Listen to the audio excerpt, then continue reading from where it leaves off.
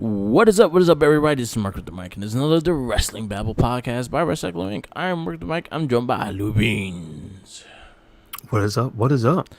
And sadly, we have news. News that we don't really like talking about because we are fans of everybody, and we don't like to see shit like this happen. But WWE had another large release of Unfortunate. Yeah, and sadly, one of the big ones on the big names on the list was Bronson Reed. Yeah, and that's extremely surprising as he was on the show not this past week, but the week before, wasn't it? Yeah, he had his the go home with Cole. Mm-hmm. So It's a that very good match, supposedly that was supposed to be his last match on the NXT roster and going to the main roster. Really? Because he was doing the dark matches with Karrion Kross. Oh, they were fighting each other? Yeah, and he also beat Jeff Hardy on the fucking main event. Really? That's before the man. Okay, I need to peruse main event more often now. Yeah, because like things like that, and now it's the Wild West. Yeah, people are going away. So and then and that was before the theme. Jeff Hardy. This before Jeff Hardy's new theme came back. Oh, his old new theme, his old second. Oh, before he got powered up. Exactly. I understand. Okay. And then now he's like Super Saiyan. So powered Jeff. Yes. Yeah. So yeah, fucking shout outs to Menu. Menu laughed a lot at the Jeff Hardy theme versus Karrion Kross. Mm-hmm. And that's what it was. He got lost to a theme. Yes. So the courting people that got let go, some of them I understand, some of them I don't. But again, like, it's not for me to judge. But Bronson Reed, Mercedes Martinez, Tyler Rush, which I was annoyed with, Leo Ruff, which I was kind of annoyed with too, Bobby Fish, Jake Atlas, Kona Reeves. No Finest no more. Damn. I actually thought he had potential with that. Yeah. Ari but it's Sterling, just been so long. Yeah. You know? Ari Sterling, Desmond Troy, Giant Zaire, Asher Hale, Zartish Smith, and Stephen Smith. So a lot of them sound like people that I'm not familiar with. Okay. So I'll say 1, 2, 3, 4, 5, 6. So 6 of them I know for a fact were rarely used, or if not, they just started using them on 205. Okay, understood. Bobby Fish, as much as I like Bobby, I could understand him in a way, is the fact that he has not, like, his health been a big problem, like, and it's not his fault, like, the health being a big problem, but he's been out. He has not wrestled like consecutively a long time. He had his tag team titles and things like that, but he was hurt a lot of the time. If there was one person out most of the time with the Undisputed Era, it was Bobby Fish. Mm-hmm. So sadly, he just came back. Yeah, and also they were using him in a rivalry. Like, again, it was the same week. That doesn't make any sense. It's funny because 2 of the guys that were using in the rivalry got let go. Bobby Fish and Tyler Russ. They were in that Diamond Mine versus the Kushida, and they did the tag team recently. Tyler Russ, I actually thought he had a lot of potential, and he was like doing some really good matches, and I thought the Diamond Mine would be an interesting take in what they would do with that. Mercedes Martinez understood, and then her last match wasn't the greatest, and I think she got knocked the fuck out too, which was fucked up.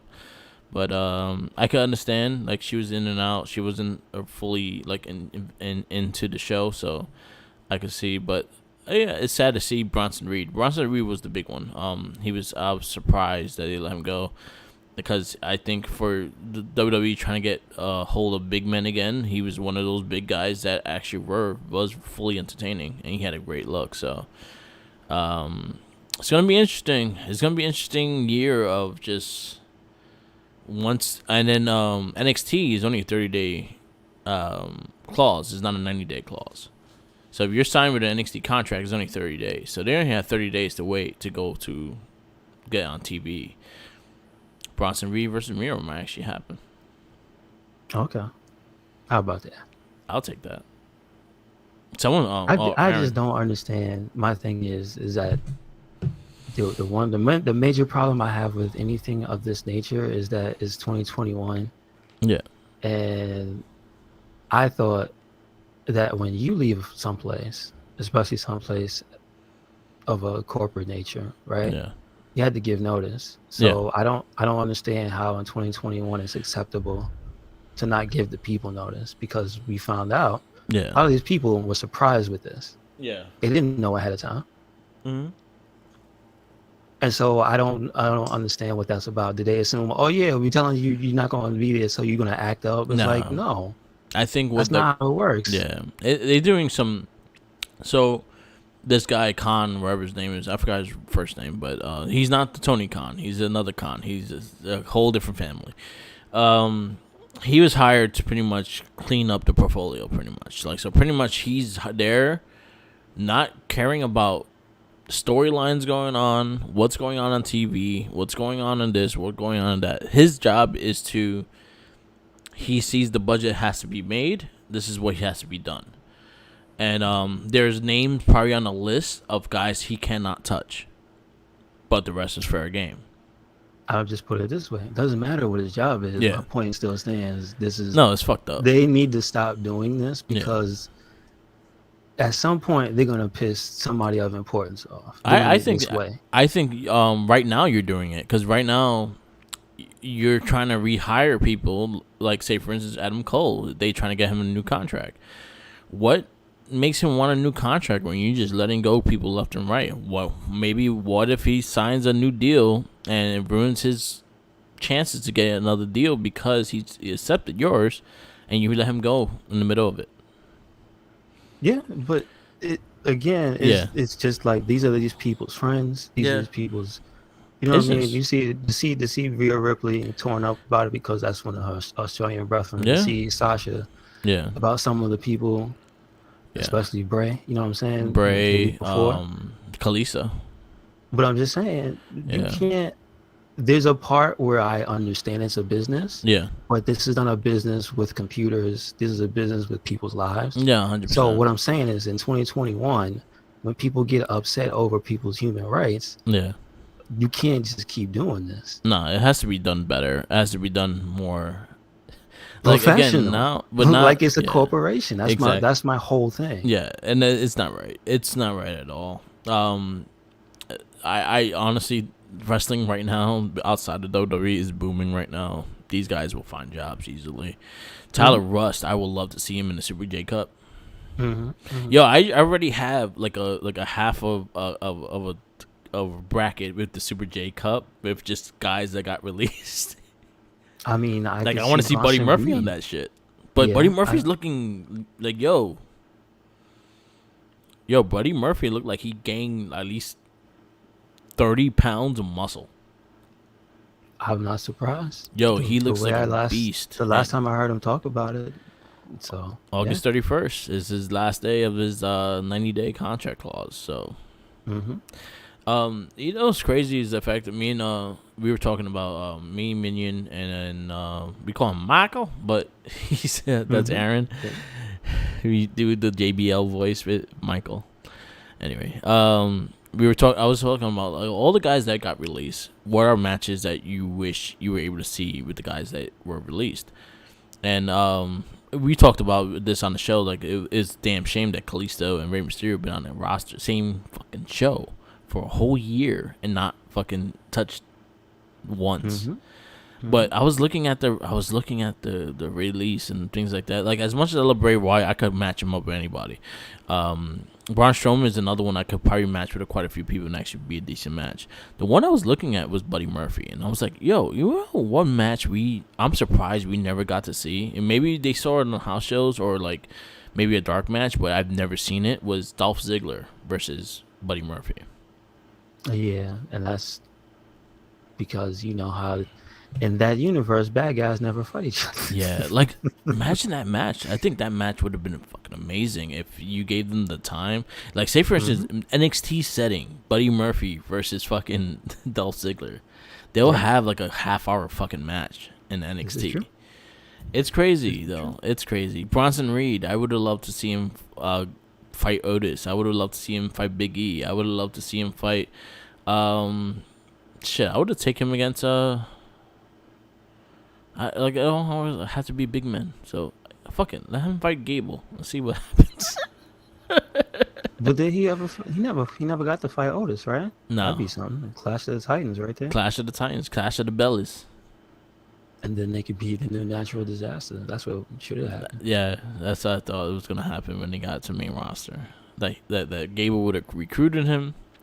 Gable would have became Jimmy Hart, and they would have been the national disasters. Oh man, but yeah, there was a lot of matches that you could easily done, and it's sad to see that this is the rate it is with WWE. It makes it hard as a fan to keep up with it now, because now a lot of these people that I put a lot of time in, y'all not respecting the time I put in watching, as in you guys just letting them go with no remorse and anything other than that. Yeah. And I'm picking the time to watch, to invest in these guys, and you guys just don't care. And that's what I see. It makes it sad. It makes it really sad. Like, I'm still going to watch because, yeah, we do a podcast. We do a wrestling podcast. But do I have the enthusiasm to watch it like I used to? No, not really. It makes it harder for me to watch it when I keep telling you every week, Merch, yo, what's up with the rematches? Mm-hmm. Raw was decent this week in terms of that, but there was still some. Yeah. And then SmackDown once again, it showed me, and I love the Street Profits and I love the Dirty Dogs, but it showed me how shallow the attack division is. Yeah. Just like it's the same dudes. Yeah. And I go, but why you let so many people go? And it's like, no, it makes all divisions look less powerful when you're only beating like 5 dudes. No, 100%. And we actually had a big conversation about this with the IC title. So now it's actually showing more with the tag division and with the women's division and things like that. So, like, even John Cena himself said, like, yo, you have to invest in your future and not rely on the old and the past. He said that clearly in an interview. WWE needs to rely on the future and not rely on the past. It feels like they rely on the future, all right, and that's all that young unknown talent that they signed. What was it, like a year, 2 years ago? Yeah. So they signed a ton of people that were just fresh. Yeah. And I think that's probably what they're banking on, is that they're slowly going to integrate them into NXT, and then that's going to be their crop. And the crazy thing is, like, they did all these signings, but and they a lot don't of pay them that much. Yeah, that's the thing. They don't pay them that much. They pay them like a basic fee, like, and things like that, and it's crazy. It's just crazy to really think about it. That's the dirt. That's the dirt that makes me mad. It's like you hear about record profits and stuff, but as a person watching it that doesn't really care about ratings and stuff, I care about the quality of the show I'm watching. Yeah, it's like, I can't complain if the quality of the show is amazing, right? Yeah. But I can't complain when I notice something cropping up every week, and I'm just I'm struggling to watch, man. I'm struggling, yeah. And you're making the problem worse. Yeah. That's my issue, especially with Raw. 100% with Raw. Yeah. And it bums you out because, like I said, these are these people's friends and stuff, and this is like a work environment that counts on the... there's morale, right? Yeah, there's a big morale. Now there's a big low morale right now. Like, how you going to do that? Like I said earlier, these are human beings and not machines. Yeah. They could treat them like that because they don't have a union. Again, stuff like this, every time it comes around, it's just like, you can't just be doing stuff like that to people, but they can because they don't have the arm to back them up. Yeah. About Mercedes Martinez, that lady got injured on television. It's like, you gonna get rid of her? Yeah. In a certain world, that's a lawsuit, my dude. That's real. But because they're, what is it, contractors? They're contracted employees, yeah. Also because they have so much power. Contracts. They have so much power over what's in the contracts anyway. They don't have people to fight for them. How the Bronson Reed gets let go, but you still got Jack... You still got Jack Swagger on the roster. And they said that people that were gone, like JoJo and stuff, it was just like... JoJo on the was out. website. Yeah, JoJo was released like 6 months ago. Like That's what I'm saying, she but kind of like was like, nah, I ain't going back. no, but when you look at the website Yeah, of the active people, do people like that show up? yeah, And I'm like, wait, what? yeah. I know JoJo was out because of paternal leave, and then she lined up getting pregnant again. So she just like, I'm good. Let's go. Because she just had a second baby. Oh, okay.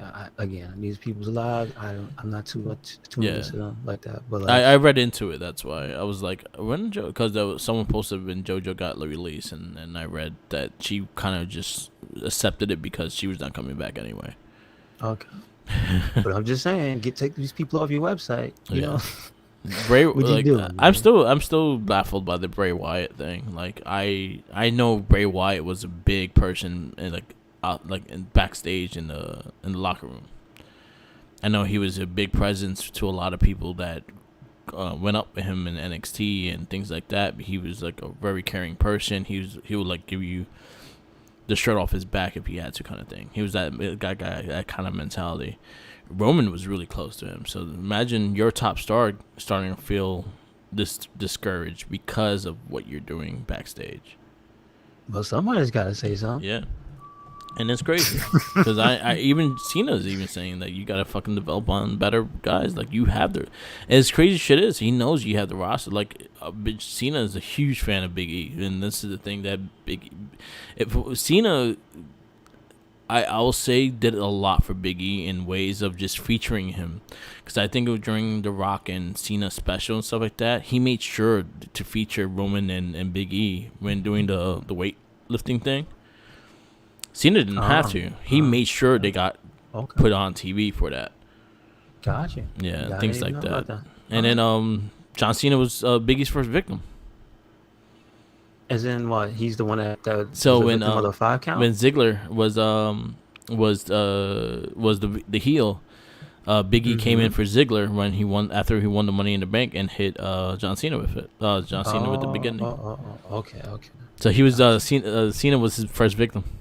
Gotcha. Yeah. Okay. Big E talks about it. Like he talks about a lot of what John Cena did for him and that shit. Like he has a lot of like love for Cena in that sense, and they still cool to this day. Well, and congrats Cena on Suicide Squad. Stop being so cold to these human beings and be like, "Hey man, we gonna let you go in a week." Yeah.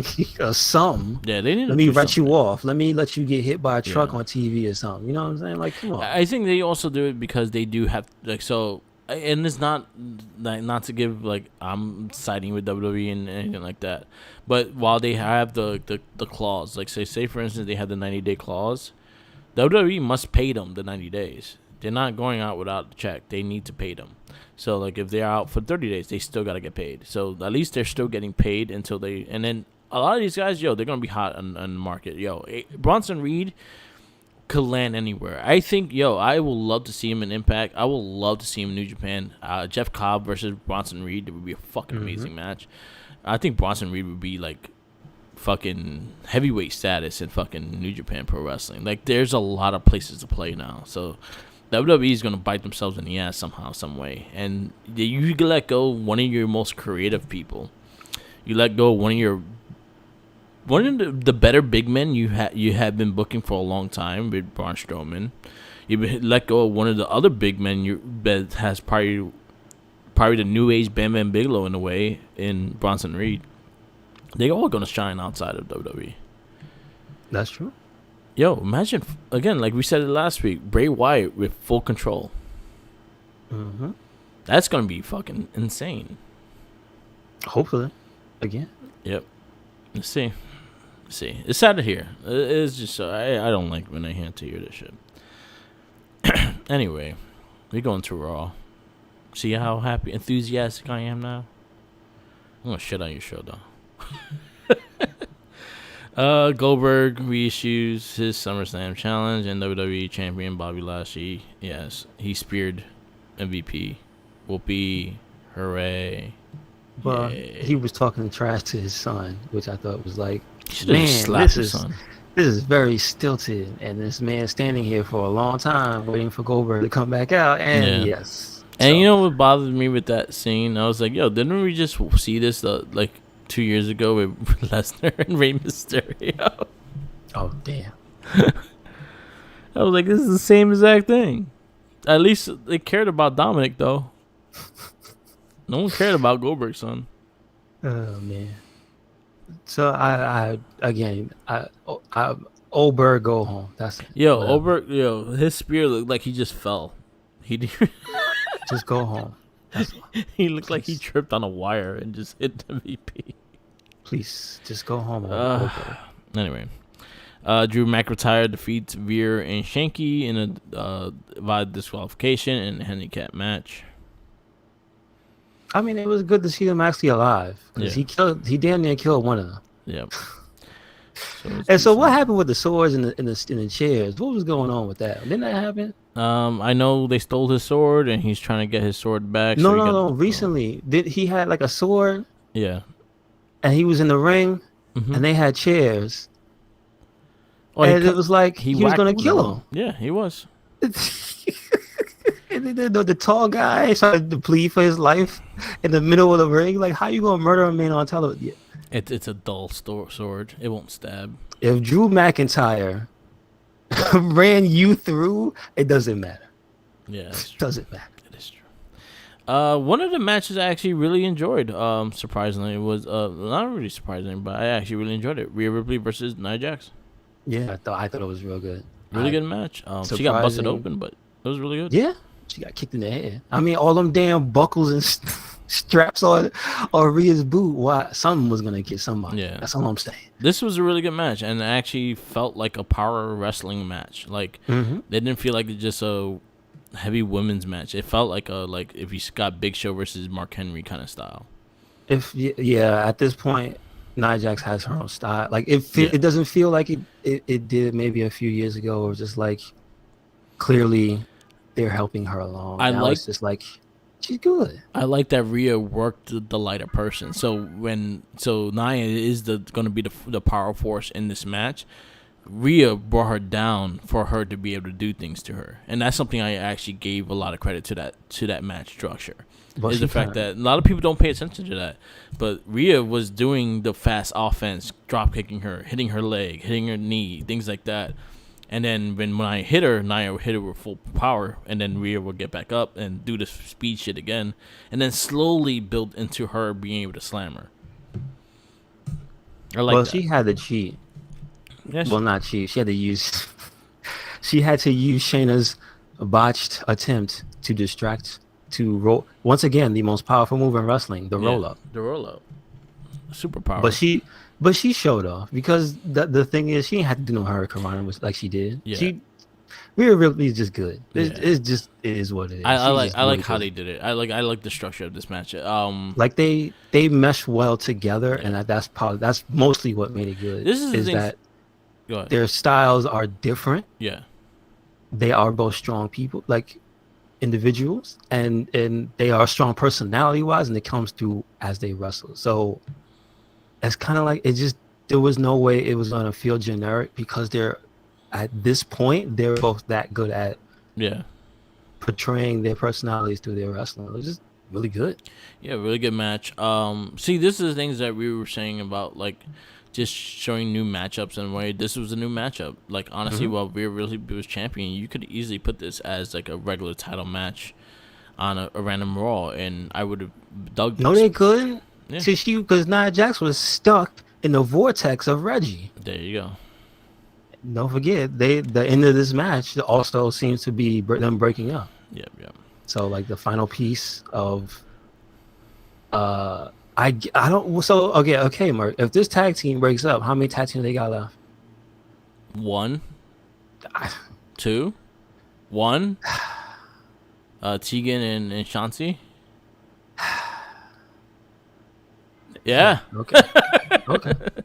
Tegan and Shanti. Just putting people out the door, but you breaking up tag teams. Yeah, Tegan and Shanti is the only one I know of. Like I could think of as a tag team. You could probably put Naomi. You could actually probably put until Natty comes back. Put Naomi teaming up with Tamina until because you're not really using her, so might as well have her help. Yeah. Yeah. Just saying. No, saying. Still a good match though. Yeah. Props. I'm just saying, Mia Yim is in backstage of SmackDown like every single day. We could get her back into TV. Yeah, Toni Storm hasn't had a match since her debut in 2 weeks. For shame, Mark. For shame. Yeah, it is what it is, I guess. Mason T-Bar defeated Mansoor and Mustafa Ali. Let's not run this one into the mud, please. Now it's 50-50, so now they're gonna have a third match. Showing once again how shallow the tag division is. They have to fight each other. Like, no. But here's my problem. Yeah.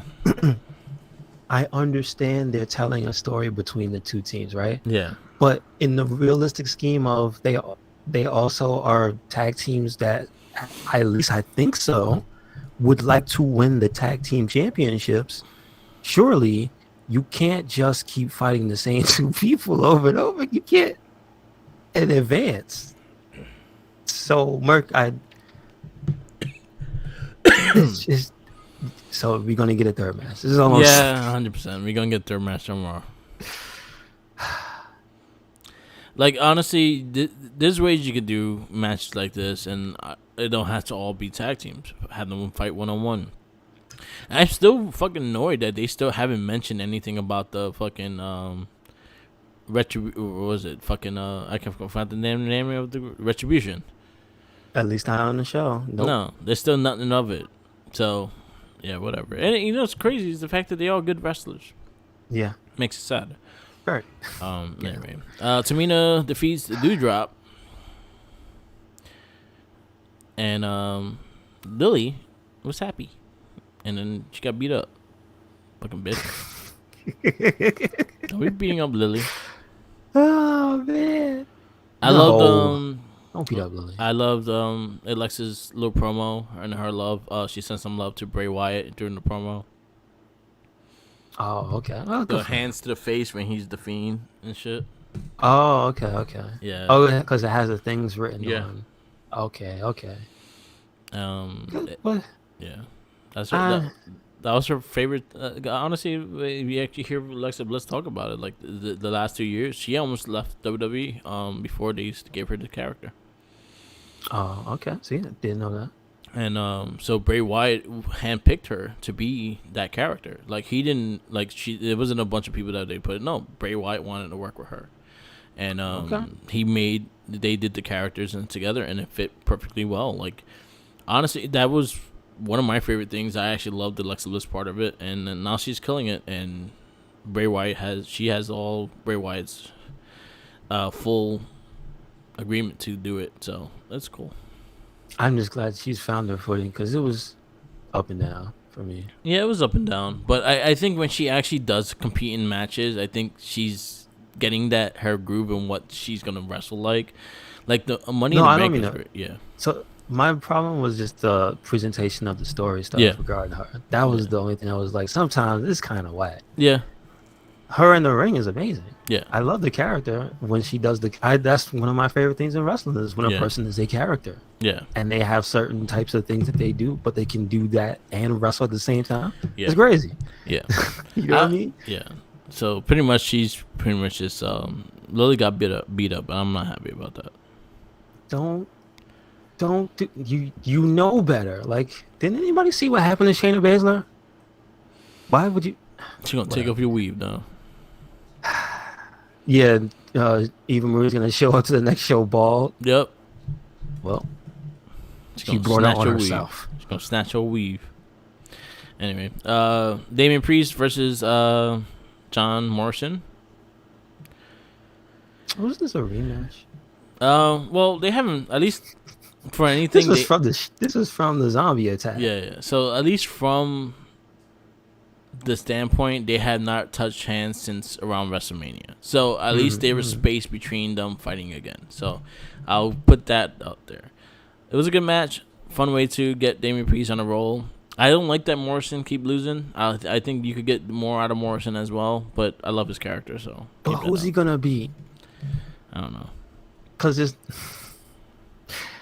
I just said, hasn't he already beat Ricochet? So once. I'm just saying. And then Ricochet beat him, so they still own a third match as well. I'm just saying. This 50-50 booking is not the greatest sometimes. The lack of actual individuals for them to fight is the problem. That's why they end up doing it. Yeah. And you know what? I don't say that as an excuse either, because look at all the guys you're using on the 24/7 title. Those are all guys you can fucking be using in regular matches. Yeah, it's a lot. Bro, and there's like 5 of them. It's not just like 3 using. No, it's like 5 of those dudes regularly. Where is John Morrison versus R-Truth? Come on. Why is R-Truth not like more on TV? R-Truth is got to fight Reggie. Yeah, that was the funny thing. But I want more R-Truth more on TV. Like I feel like I agree. I feel like why he's not on TV? He's probably one of your most entertaining fucking individuals, and you don't use him on TV. I feel like they think that they can stick him in one thing because he's good at it, and then he gets stuck. And it's crazy is the fact that like, and he's probably one of the most giving people backstage. Like if you need a win on him, he'll to give you the win and things like that. Why are you not using him? Damn exactly. Damn exactly. And then you have Damian Priest working double, and he line up. So Morrison lost twice in a row. So Damian Priest and Ricochet defeat Sheamus and John Morrison. So yeah, there you go. Ricochet got the third one. Yeah. All right. You gave it. If you did it like that, I don't get mad. Yeah. I won't get mad. Omos defeats Riddle. It was good. It's okay. Yeah. It's all right. At least this one, I get that they have issues, right? Yeah. Randall and whatnot. But isn't this like the first time they had a singles match against each other? Yeah. Because he's now like going through everybody. Like he's actually having fights with everybody. Yeah. So. I something with Omos. He needs work. He needs a lot of work. I feel like he's going out of hurting somebody like the way he drops people. I think he needs a clear cut, like big man moveset because he really only does like 1 or 2 things. Yeah, so he needs that a big man like. Yeah, is the grab you by the neck and shove, or the pick you up and you know what I mean? He needs to, or the run you to the corner stuff. Like he needs to develop something because I'm ready like seeing the green, the bright green on him, and it's like they could have you prep better for getting on the main roster. I'm sorry.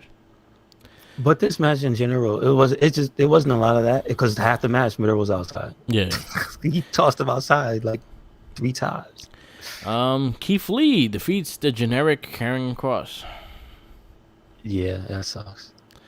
So again, not a bad match. It's just this almost feels like this should be a personal stake here. We know they have a rivalry.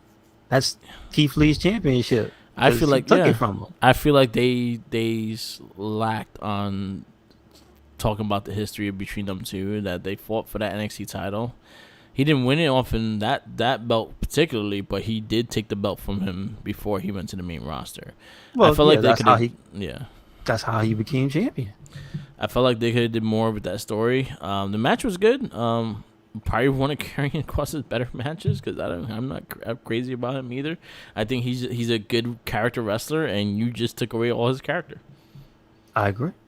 So I just think this is a disservice to.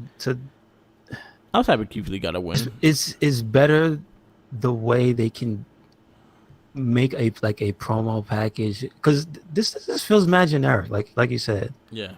But not just because they stripped Cross.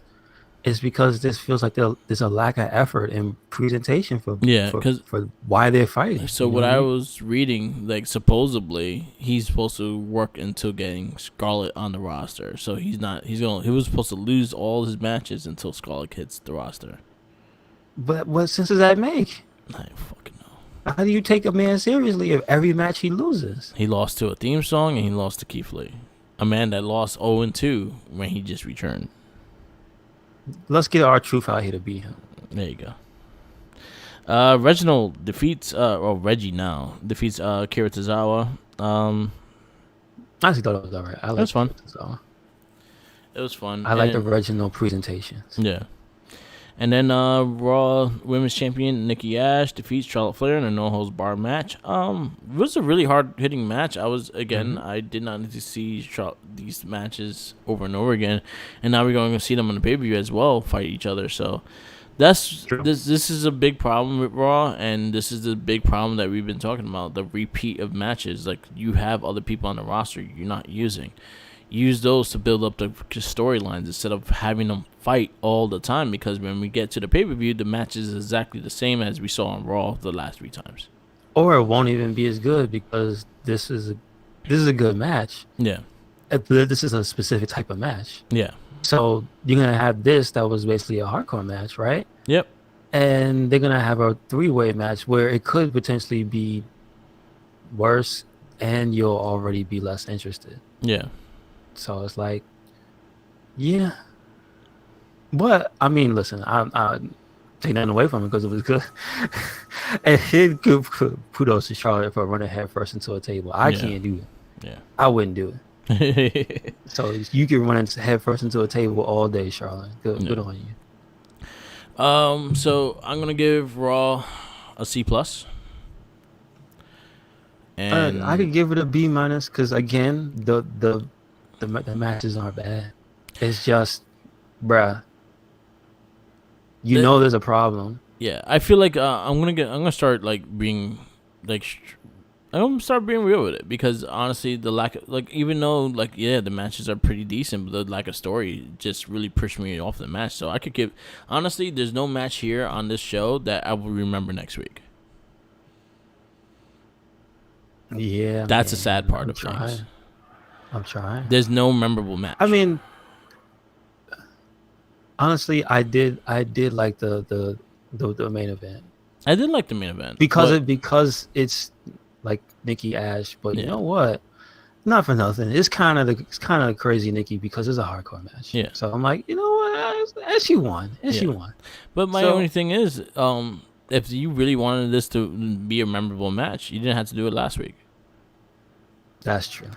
And then that's where things get involved. So I'm not gonna give Raw excuses anymore. You got to build story and matches. The matches could be good, but the story has to go with it as well.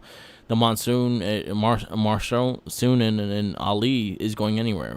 They lost and they win, they lose, they win, they lose. Where are you gonna go with that? I have no clue. And I'm invested. I'm only invested because I am a fan of Ali. Other than that, I have no interest whatsoever. That's true. That's true. Sheamus is one of my favorite guys right now on Monday Night Raw, and you're putting him in this pattern of bullshit as well. Back and forth. Exactly. So it's getting to a point that is dismissible, and it's not. Is honestly, you guys got rid of all these dudes for what? For you guys to repeat matches over and over again, and then most likely you let them go because they can't get the crowds the way you want them? No excuse. Lucky you getting a C+. I would have gave you a regular C. I'm not happy with Raw, so I give 2 shits about the WWE title. I give 2 shits about the US title right now. I could give 2 shits about the Raw Tag Team titles. I don't even know who's the Tag Team champions in right now. Oh, AJ and Omos. There you go. I don't know who they are.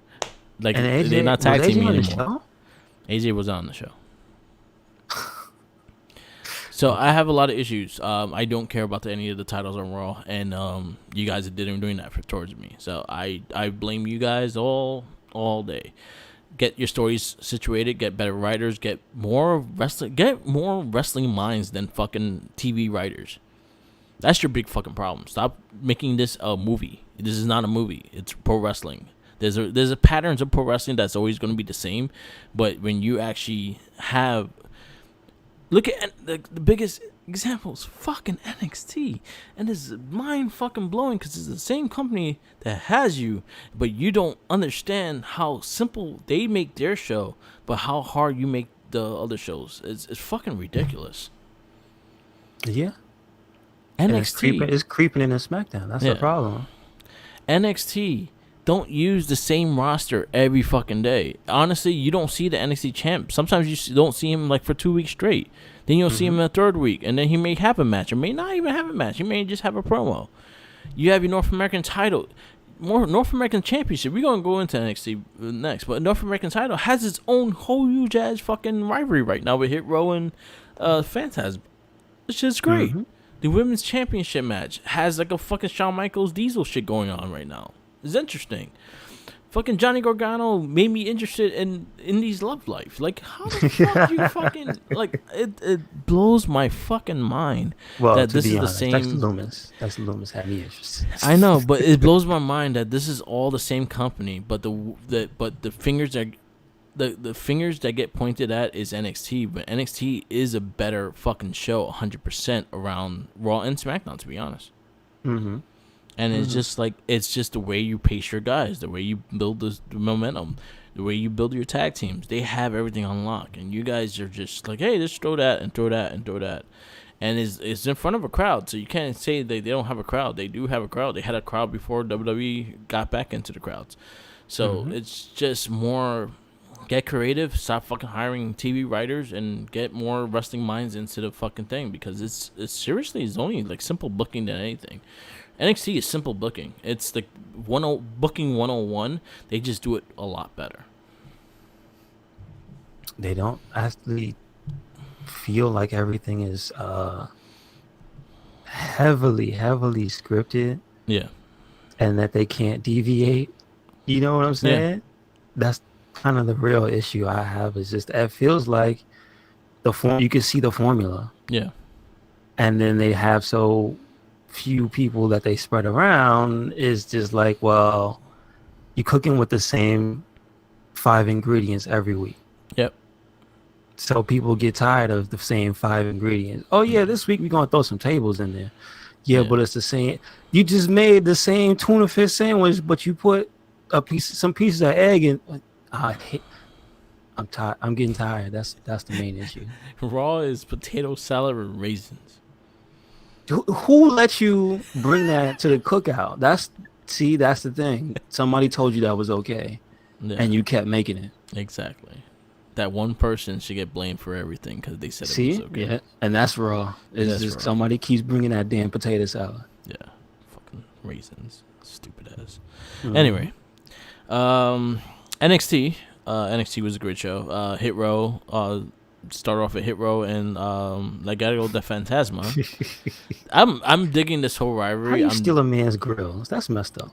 I'm digging this whole thing. Like, I'm fine with 2 heel groups fucking fighting each other. Why not? It's wrestling. You at some point somebody has to be at the top, right? Yep. So you can't just always be good guy, bad guy. I think there's that formula showing again. And I think don't need that Santo formula. Escobar is probably one of the best heels WWE has right now. Mm-hmm. He's like top 5. But he doesn't even have to feel like necessarily a bad guy. He just really feels like he's only out for his group. Yeah, he just does shit like arrogantly that just makes you hate him. I think that's the only reason why like you get like the heel vibes for him, is the fact that he does a lot of mean shit, but he does it so nonchalant that he's just like, what the fuck, dude? Mm-hmm. Yeah. And I think that's what makes him great. I like this match. I like the fact that they're getting this dude more into matches and kind of get him not to be so green, because I actually liked how Top Dollar moves. He's getting better.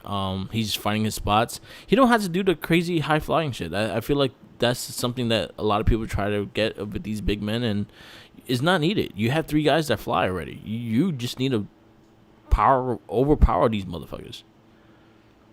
Just save it for a takeover. Yeah, like you should just be slamming these motherfuckers. You should not be doing a backflip or anything. Well, I mean, when you got Escobar hitting you in the back with a chair and throwing you to the stairs, that's going to hamper that. So that's the only thing. But other than that, it was a great match. And they continue the rivalry. They stole Swerve's. He stole Swerve's their grill. That's mean. Damn right. Steals hygiene. How do you take? He gonna pee on them and give it back. No. He's not gonna take. I wouldn't take that back. Ridge Holland defeats Ikman Jero. Ridge Holland had a lot of potential. He had a really bad injury earlier in the pandemic. That shit was very hard to watch again. But he's in a group with Pete Dunne and Orny Larkin. I'm digging it. Good one. He looks good, man. He looks like the British Brock Lesnar. There you go. Roderick Strong defeats Bobby Fish, and you know what they do? They give you the history of their rival, like just the fight, and then them teaming, and then them having their rivalries outside of Undisputed Era. They get a good job and a little package just to see this matchup. I'm mad they let that man go. Me too.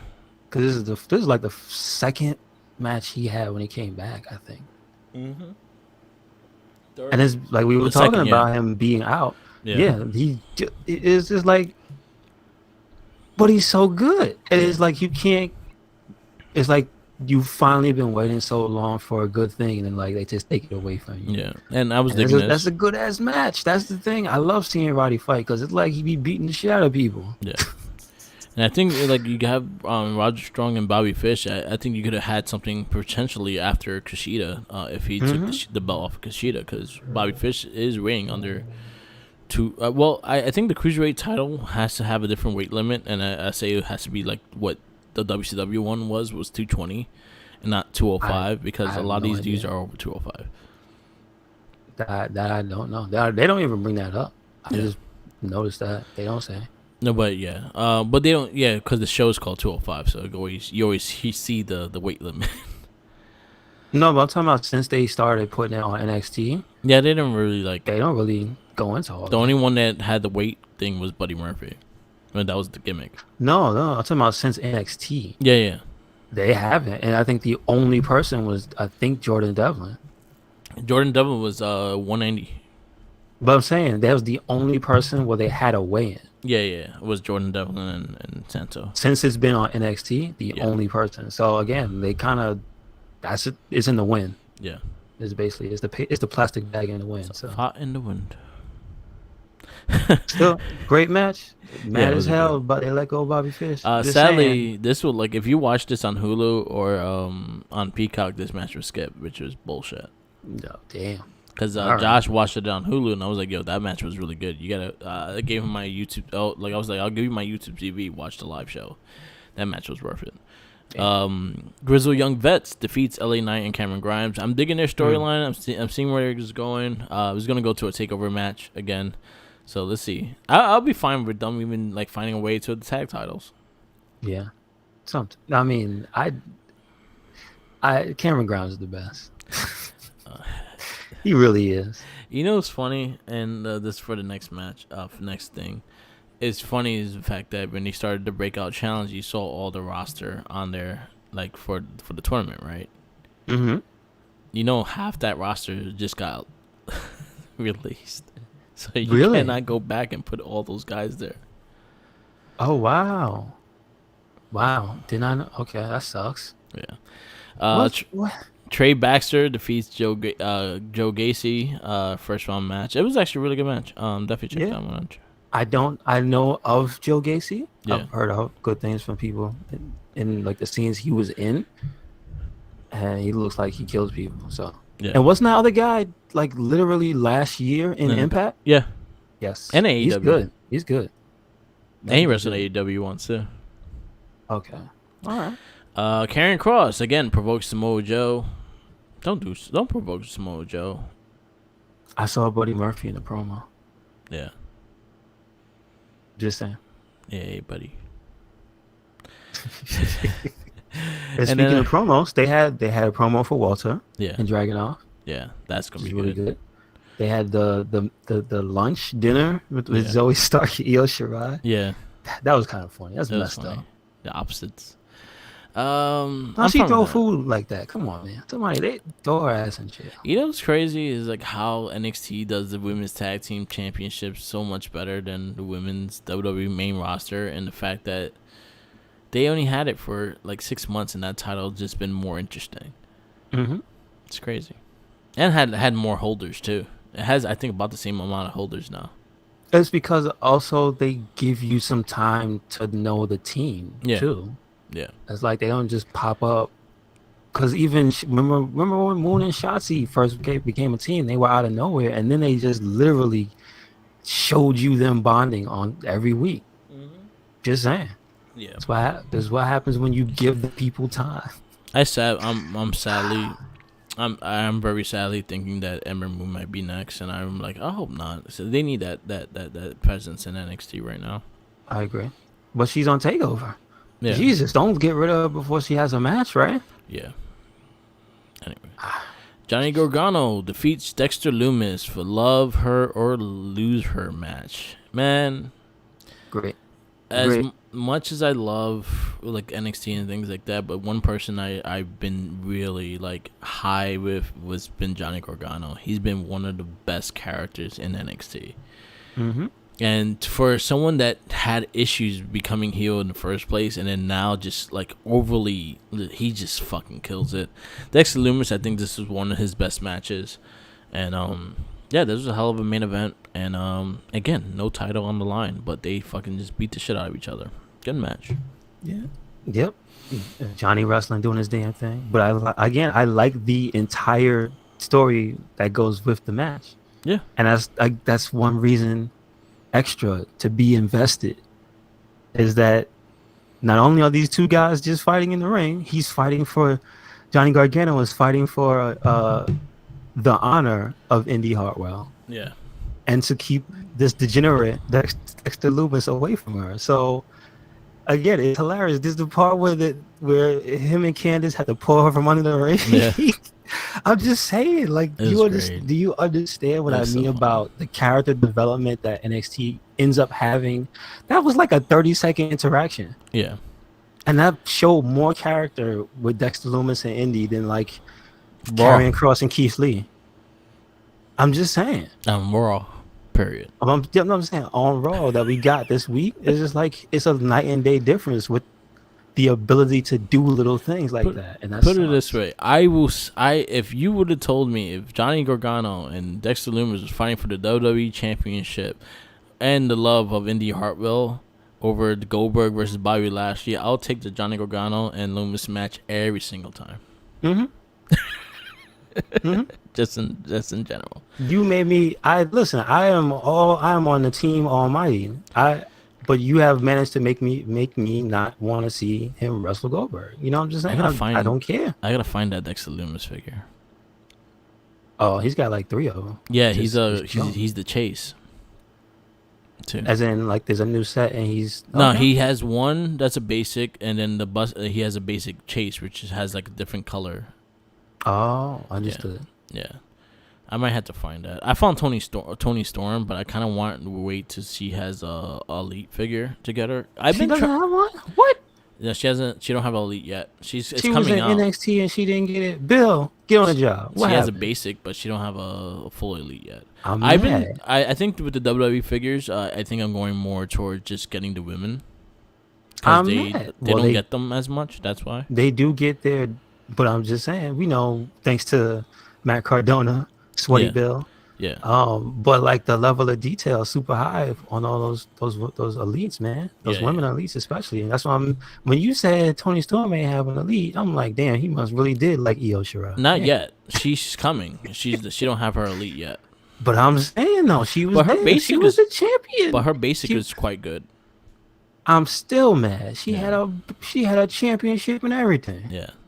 Her basic was pretty good though. Like I ended up grabbing it because it was on Target. I was like, yeah, I'll get it. I got the red suit. How long to the Raquel Gonzalez elite? Come on. I'm surprised that they didn't announce her yet. Let's go. I'm just saying. I think that's where I'm gonna go. I'm gonna go more to collecting the women of WWE because they don't really get as many figures as the guys, and I'll probably like pick and choose the main guys because shout outs to Tenacious T. He found Buddy Murphy for me, the disciple. Oh really? Okay. Yeah, he found him. I was like, yo, you gotta grab him. He grabbed Tim, Angel Garza, and Zelina Vega for me. So, so he found the Angel Garza with the removable pants. Oh, all right, good for him. Yeah. Good. I'm glad they made that figure of him. Yep. He probably have you seen him on too. He's been chasing the 24/7 title. Just saying. Yeah. Fix that problem. NXT, I'm gonna give it A+. Really solid matches, definitely. Great storylines, great. It just keeps me entwined with what's going on in the show. So, yeah, they're gonna get an A+. They probably do usually get an A+. So, they kept it going. Do you watch any of the Dark or Dark Evolution? Yeah, I did get to see it. Again, I will say commentary on Dark Elevation was fun. Uh, Kingston was back this week, Oh, sweet. so it was actually pretty good. They're funny. They get along good. Him and Big Show. Yeah. They actually do get along. You forget, excuse me. No BS, Paul White. I'm sorry. Please don't kill me. I would definitely check that. I like that they started building a rivalry between Big Swole and what I like her, and she's on the Dark like every week, and I keep saying she should be on the main show, and I can't. Diamante, thank you. Yeah. So that's the thing that's happening. So hopefully that becomes something because they're good. Why not? Cool. Anything else to stand out? No, I don't want to take up too much of that. So you just go to the main. Okay. So now we go to AEW Dynamite Homecoming, because this was back in Jacksonville, Florida. And we kick off with the 5 Labors of Jericho, Chapter 3, the Demo God Chris Jericho versus Juventud Guerrero. The juice. The juicy one. I will say this match was like 2 very drunk metalheads fighting. Oh, yeah, I can see that. I can see that. A very extremely sloppy match. It wasn't great. It was nothing compared to what they used to do. Let in me WCW. just complain for a second, because they showed Hoovy come out, and then when talking about like his legendary career, they cut to a dude in a luchador mask, and I swear that's not a Hoovy mask. The guy in the crowd had. Yeah, and it just makes me mad. You know what I'm saying? Yeah. It's like that's not even him. You cut to a man wearing a mask. That's race. I'm joking. But like they could have cut to a sign that said the juice or something. That's not even his. I'm mad. Anyway, that's kind of how I felt about this match. I told you before, Merc, this match was gonna. I understand it was more spectacle than substance last week. But it is what it is. Yeah. And I told you that this match is not going to hold up to the in the terms of labors of Jericho. Yeah. This is going to be something that you're going to be like, oh my god, it's a 50-year-old DJ fighting, like you said, a drunk metalhead. So it is what it was, wasn't it? It was bad. And then Warlow. It wasn't terrible. No, from my viewing, it wasn't terrible. It just really, really was not a great match. I will say my highlight of the match was the Judas Effect from the top rope. My highlight of the match was him throwing Hui to the table. That was like, because it looked, it's just the way they move. They're older. Jericho pins Juventud, and he wins chapter 3. Chapter 4, Wardlow comes in and blindsides Jericho and was told that he will be labor number 4. Weak. Sorry. Meh. And I only say that not because I don't like Wardlow. I like Wardlow, but Mark, I just got through telling you how these challenges for Jericho seem to be going down in order. Yeah. Now they just got a guy that works there. Yeah. I was hoping for something outside of his history and shit like that. Like, you could, honestly, I would say Big Show. Big Show should have been one. Or No BS, what the fuck he wants to be called. That would have been cool. Yeah. But just like something else. Yeah. Something else. Something different. Ralphus. Him on stage. I hope Ralphus is still alive. I don't know. Me too. But I don't know. Him, they have a sing-off, a karaoke off. There you go. Like you could have got but Ralphus. I'm just saying something completely different, not a wrestling match of any type, or not a regular wrestling match. I get the stipulation of this one was Jericho had to hit a move from the top rope. Yeah, I understand this, but to go from this to a regular, what's the next one? Is it a hardcore match? What's the next? He just said Warlow's next. He didn't say what kind of match. So, MJF is the ref. So it's basically like a handicap. It's one of those Triple H Stephanie the ref or something like that. Yeah. You know what I'm saying? It's basic. MJF is going to get knocked out, and Jericho's going to use his hands for the pin. You know what I'm saying? That's What's exactly call is what's going to happen. show up. Yeah. Unless they ban him from ringside, isn't Hager going to show up? Like, yeah, probably. You know what I'm saying? Something's Anyway. going to go down. Do you think, Mark, that Jericho's losing this match? No. I don't. I feel like he's going to knock out MJF, and he's going to use his hands to pin him. So there you go. That's what I think. There's some backstage stuff with Pac and Chavo Guerrero. There was also Tony Schiavone backstage with the Dark Order. There was... Okay, so here's something that happened on Dark that I think was rude. They killed Fuego. Yeah. Again. No, because of Pac and he's becoming that whole thing. So the storyline they're building with Chavo and Idolo and them is that they're Mexican guys following this British guy. Hey, you should be with Mexican. So they went out of their way to like beat up some other guy who they were nice to. So it's messed up. They kill Fuego. He's pretty much Kenny of AEW. It seems like it, right? Every week he gets killed. Fuego, you bastards! Damn. The Mad King, Eddie Kingston, John Moxley, Darby Allin team up against Daniel Garcia and 2.0, which was Everrise. Nice to see them get a job fast, but nice to see them put in some work. They got murdered for the most part. Yeah, they get murdered. They do get murdered. But you know what the thing about them is? That's what they're good at. Yeah. They're good at being good in the ring, but also they're comedic wrestlers. You can't just put it past them. They really are, because they have tons of character in their wrestling. So them getting killed is actually still fun. Yeah. You had the Elite backstage, and Kenny and the Bucks said they should retire as champions because there's no one left for them to beat. Christian Cage with Jurassic Express versus the Blade. Christian Cage takes that win. And then, again, always shenanigans.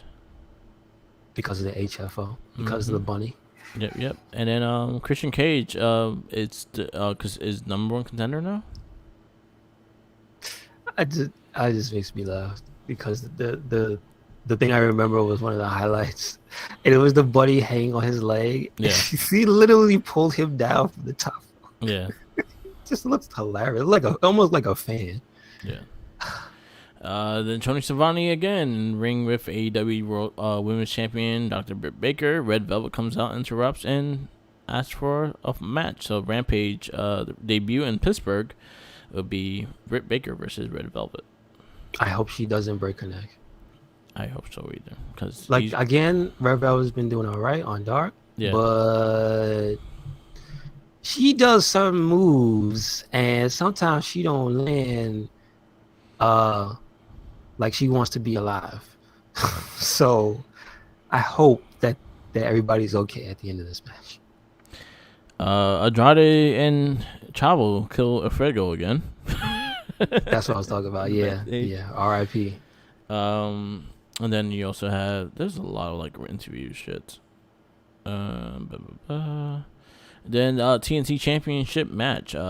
God's favorite champion, Miro versus Nightmare Family Big Shotty Lee Johnson with Dustin Rhodes on his corner. This was also ass whooping. I love it. He whips ass so well. Yeah, Miro. He beat the crap out of that. Retains the title. God's favorite champ. I thought I wouldn't like his music. It grew on me. Yeah, because of the way he comes out. So pretty much, Christian Cage also talks to Tony Schiavone, and pretty much he is number one contender for the World Championship. He will be fighting Kenny Omega at All Out. Okay. And NWA Women's Championship Eliminator, The Bunny versus Legit Leah Hirsch. Leah Hirsch, yeah. Anyway. Leah Hirsch won, right? And then Carmel, NWA Women's Champion, came out and towered over her. She is a whole human being taller than her. Yes, she is. But Layla Hirsch is pretty good. I know she's new, but again, I see her mostly every week on Dark. She's pretty good.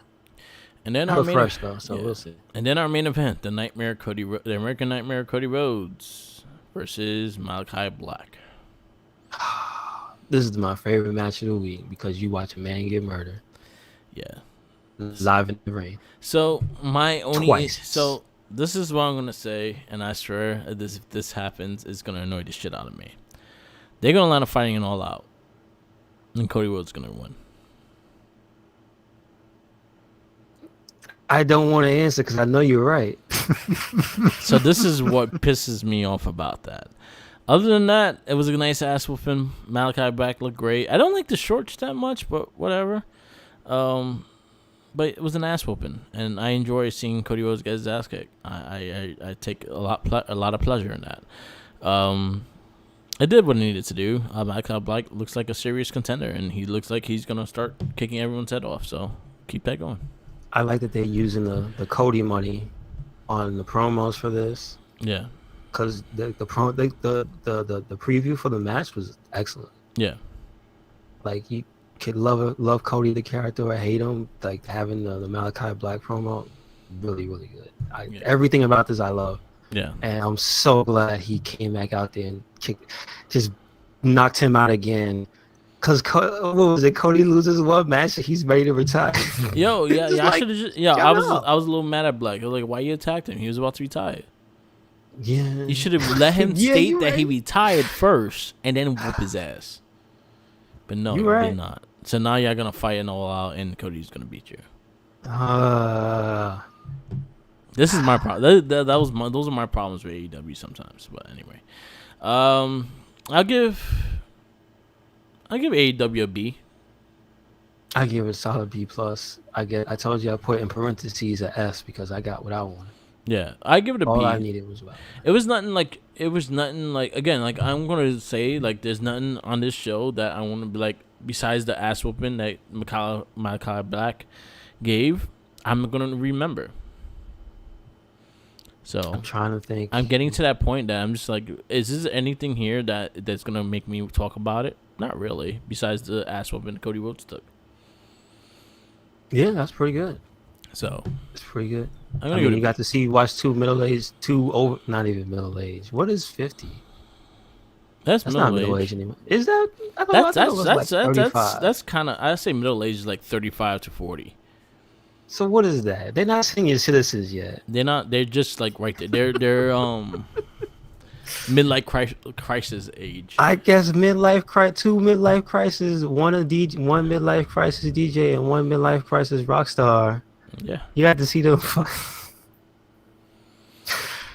I'll just say this is stuff here that I'm gonna remember for different reasons. Yeah, yeah, man.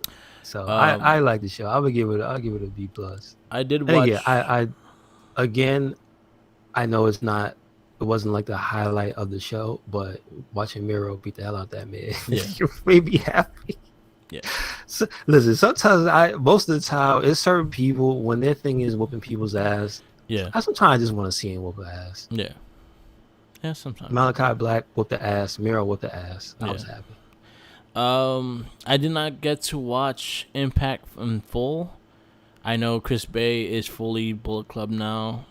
Oh, okay. Okay. I know Deonna Purrazzo is gonna fight Melina at. Shout outs to Mickey James introducing her. That outfit was god damn. Yep. And Melina came out there looking finer than I was about to say a $2 steak, but that's bad. That's not what you're supposed to say. Like a $30 steak. There you go. A filet mignon, man. My bad. I don't eat steak much, man. Man. Anyway, yeah, it was cool, and Melina's gonna fight Deonna Purrazzo. I think that would be a great matchup. Mm-hmm. Other than that, I did not get to watch it. I know Jake Something became the number one contender for the X Division Championship, which got announced for their emergency pay-per-view. And Jordan Grace, Rachel Erling tag team. There was a big shit happened with Flavor and Fire. There was a heel turn with that. And they kicked Carrie Hogan out. So Carrie Hogan, I think she's done with Impact. So that makes a lot of sense.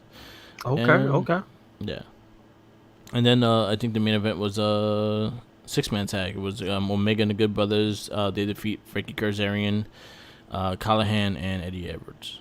Because Morrissey like blindsides Eddie Edwards. So Yeah, they have a few going on. I didn't get to watch the full show. I just saw what the results was. So I'll be back on Impact next week. It's just that I was watching other shit. Shout outs to NXT UK for having a fucking amazing ass Iron Man match, and I just wanted to shout it out because that's our picture of the podcast. Just the fact that I want everyone to watch that match. NXT UK has been doing fucking amazing matches like every week. And if it's sad that I never get to watch it fully, but this is one federation that I actually will catch up. So I'll binge watch it like a week, a day or two, and to catch up. So because they do so many good matches. Did a 30-man Iron Man match. It was A-Kid versus Jordan Devlin. If you didn't know Jordan Devlin, he's fucking vicious, trained by Finn Balor himself, and kind of looks like him too. Okay. Fucking amazing match.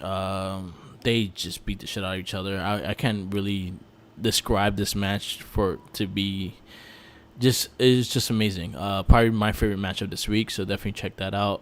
Again, NXT UK. You can even skip straight to the Iron Man match, but there's some other good stuff on there, so definitely check that out. All right, cool. And then we go to Friday Night SmackDown. We kick it off with Sasha Banks talking shit to Bianca Belair. Then Zelina Vega interrupts and I don't know where Selena gets the thing that I am truly number one deserving of the number one contender spot. She has lost. She's been 0-6 since returning. So I don't know. Because there's nobody else there. Exactly. Where's Liv Morgan? She went to her farm. She gave up. Like she got tired of saying, "Watch me." I'll be looking for you, Liv, but you're not on the show. I've been trying to watch. Is she on Main Event again? No, she's not. Where is she? Jey Uso defeats Dominic Mysterio. I actually thought this match was okay. I think Dominic needs to slow down a little bit. I feel like he rushes his moves too much, but other than that, it was a solid match. I think it was all right, but I think it's following the curse of we ain't got nobody here, because if you just my thing is, while you're having a rivalry, can't you have a match with other people? Yeah, you can, and that's where you get the shenanigans at. And can't Rey Mysterio's point be made in a match with somebody else? Yeah. About, keep your eyes and watch out, because, you don't know all the tricks and stuff. Mm-hmm. So it's just like, why would Dominic play stubborn son against the same people who cheated to beat him the first time? Yeah. They make Dominic look so stupid. Yeah. That's my main issue with this part. It's just like, you're going to fight them and you're going to tell your dad, no, I don't need you. But they cheated last time. Yeah, it's a lot of shit. Like, I don't like the direction. Again, you could do that with other people that's on the roster as well. You can, again, like, you use other people. Use other people. But even them. Use Gable. Use Sami Zayn. There's a lot of people that Dominic can learn from in that roster. So, like, pick and choose. Like, there's a lot of people he can learn from. Let him fight Big E. You know what I'm saying? Give him a match. I'm just saying. Big E's thigh is bigger than Dominic. I'm just saying. King Nakamura defeats Apollo Crews by DQ. So if you win by disqualification, you still won the match. Do you get the, as it seems to be nowadays, the guaranteed shot? Yeah, because he won the match though. Okay, all right. As long as he wins. Nakamura's a number one contender for the IC championship. All right. Tegan Nox defeats Tamina. Not bad. I appreciate that they keep the tank around. Yeah. I like. But again, she missed. It's like, so next week does Tamina fight the other person? Because last week she fought them in a tag team match. Most likely. I mean, the week before was a tag team match. This time it was one. Next week is going to be the other one. Yep, it's going to be next week. Because Liv Morgan's not there. Yep, exactly. That's what happened. Carmella's already in the void. Shotzi Blackheart will fight Tamina next week. We guarantee it. Yeah, it's just... We'll put $5 that Shotzi fights Tamina. No, well, I mean, again, I'm not saying that there's no sense for it because she made her lose the match, right? Yeah. But it's just like when you can see it coming. Yeah. And it's all right. Edge challenges Seth Rollins into SummerSlam Showdown. I actually liked this whole segment. I thought it was great. Very good. Very good. Street Profits defeat Dolph Ziggler The and watermelon Robert Roode. savior this week. He was the watermelon savior. Yeah. Seth Rollins. Yep. His suit was watermelon. He looked like Arizona iced tea, green tea.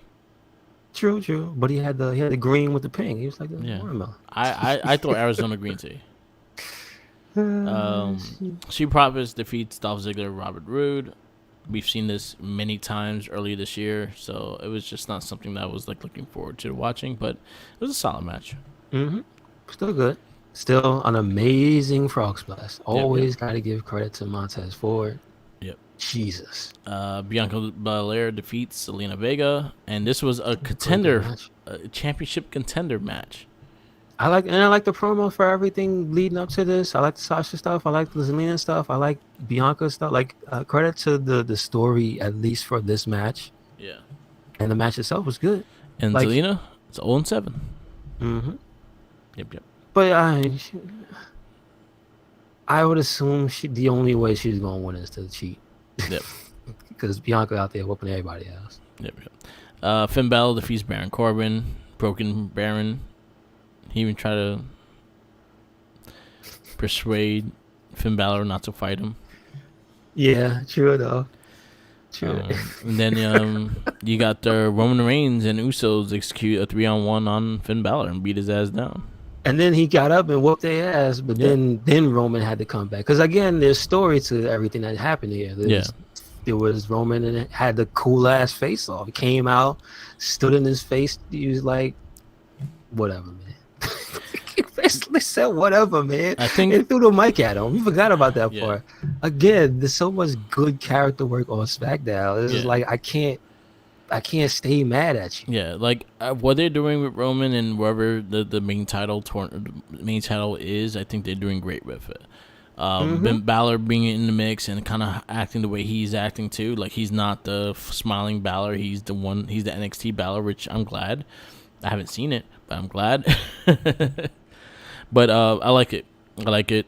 Keep it up. So SmackDown, what you give it? I gotta give it an A. A.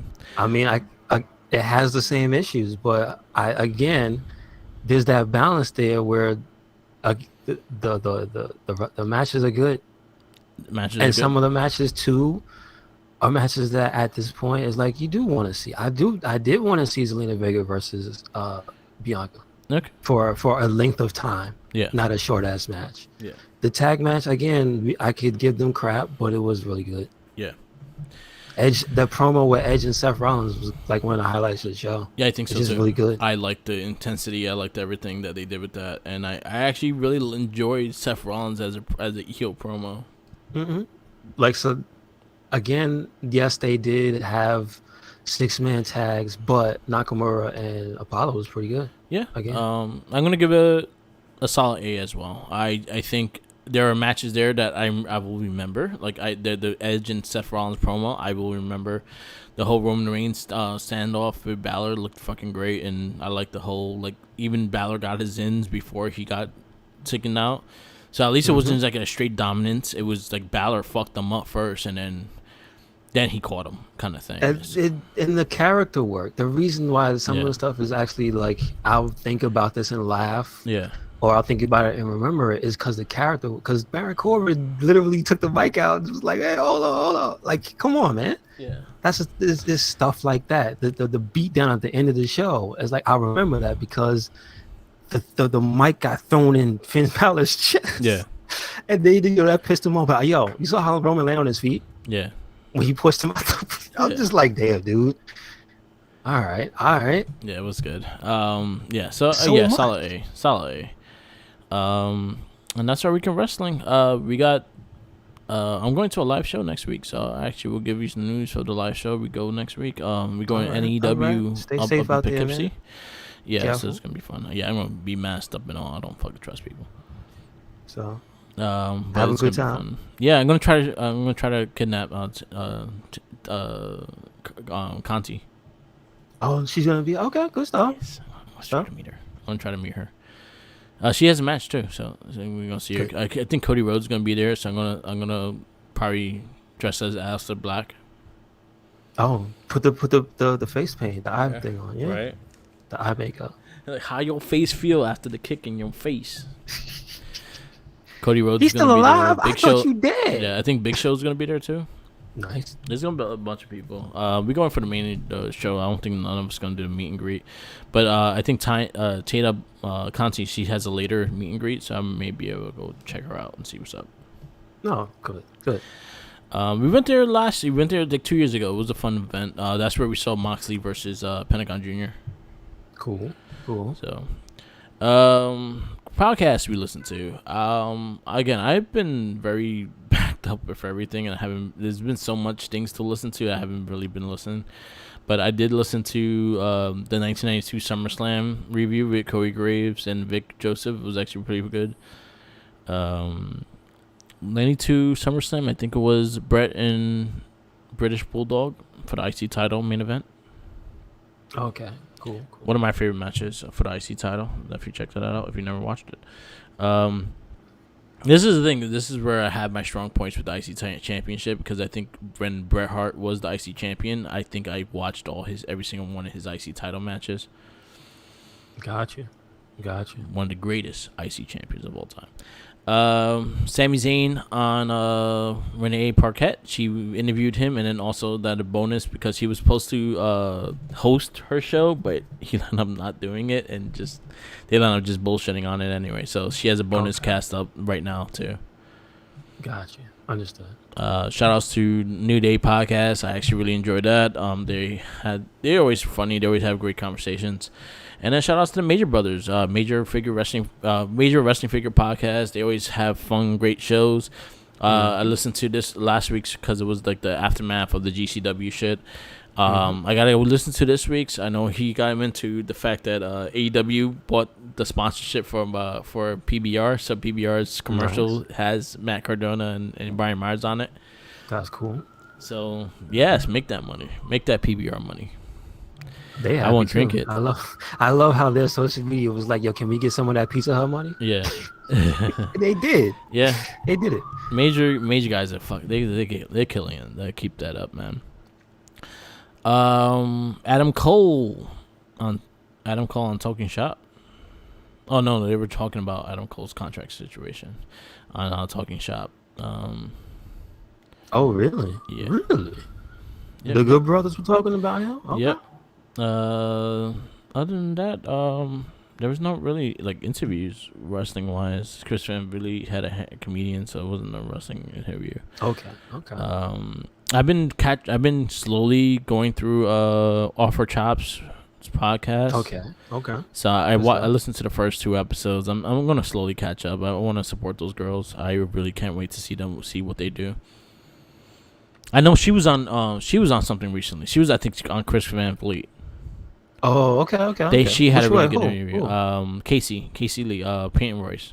I got you. Understood. Yeah, she was on Inside with Chris Van Vliet. That was actually a really good interview. She actually talked about her wanting to split and go singles, and she regretted it. And there was a lot of things that she went into that she never really talked about. So I like when there's things that no one talked about on these things, especially after you see them. Or if you get the truth from the people. That's kind of why I like the podcast. Yeah. Is because I like to listen to the people themselves tell you the actual things instead of speculating all the time. Yeah. And so I like I think I liked his Buddy Murphy one too, so that was a good one. Sheamus is on Out of Character with Ryan Saint.